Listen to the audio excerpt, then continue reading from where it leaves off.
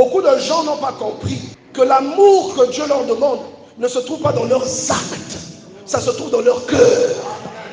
En fait, c'est même le mystère de la loi et de la grâce. Parce que la loi est basée sur des actes qui sont censés te délivrer, te justifier et te purifier. Mais la grâce est basée sur l'amour de Dieu et la conviction. Ta foi, c'est la réponse à cet amour. C'est pourquoi on dit que celui qui est en Jésus-Christ, Romains chapitre 8, verset 1, il n'y a plus de condamnation dans sa vie. Tu n'as rien fait à part accepter et aimer Dieu. Beaucoup n'ont pas compris que la foi signifie que tu aimes Dieu. Alléluia. Ton voisin n'a pas compris ça. Parce que lui, il croit que quand on parle de la foi, c'est lui qui mine nous. Il croit que c'est seulement ça en fait. Alors que c'est un ensemble de passions que tu ressens. L'amour pour Dieu va te pousser à aller faire des choses que tout le monde ne peut pas faire. L'adoration véritable résulte de l'amour qu'on a pour Dieu. Et on ne peut pas servir Dieu correctement si cet amour n'existe pas. Ça va ressembler à un mariage par intérêt. D'une femme qui t'épouse seulement parce que tu as l'argent. D'un homme qui te pousse parce que tu es belle. Il n'y a pas d'amour dedans. On prend Dieu pour un distributeur de billets. Tu as fait à la maison, Seigneur, ma zone de diacre, l'eau soit bourlaille. Donc toi, Dieu, tu pries quand tu as des problèmes. Mais quel jour tu prieras, tu es dans un château, tu as les plus belles voitures, mais tu pries Dieu comme un enfant. Tu pleures dans la présence de Dieu. Tu roules devant Dieu. Tu pleures, tu déchires tes habits. Quel jour tu feras ça?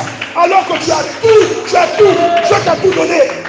Quel jour tu feras ça? Et le premier meurtre dans l'histoire de l'humanité est venu de la bénédiction que l'adoration d'Abel a emmenée. C'est une preuve de l'amour qu'il a pour Dieu. Pendant que Caïn prend les offrandes des produits de la terre, il donne à Dieu, Abel donne la meilleure offrande possible.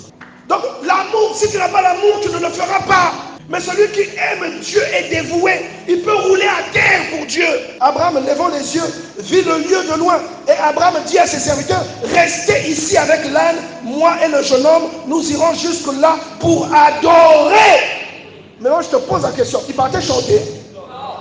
Il partait adorer. Donc lorsque tu vois Abraham faire ça, il est prêt, il a dégainé le couteau.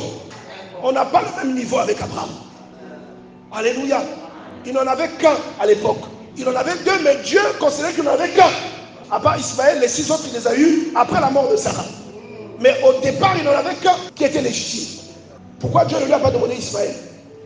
Ismaël, c'est l'offrande de Caïn. Isaac, c'est l'offrande d'Abel. Est-ce que quelqu'un comprend cela? Et chaque fois que Dieu te regarde, il demandera toujours de toi que tu donnes la meilleure partie de toi, la meilleure partie de ta vie. C'est pourquoi, toi qui passes toute la journée sur les réseaux sociaux et devant la télé, c'est quand tu montes au lit, tu ne t'es même pas lavé. Tu devais monter dans le coup de la foulou, tu fais le signe de la croix. Je ne sais même pas ce que ça veut dire aussi. Après tu dis Nzam, et tu dors. Et tu es surpris lorsque Dieu bénit l'apôtre. Donc, beaucoup nous venons à l'église, mais c'est pourquoi la plupart nous n'avons pas de réponse. Parce que nous ne comprenons pas de quoi il est question.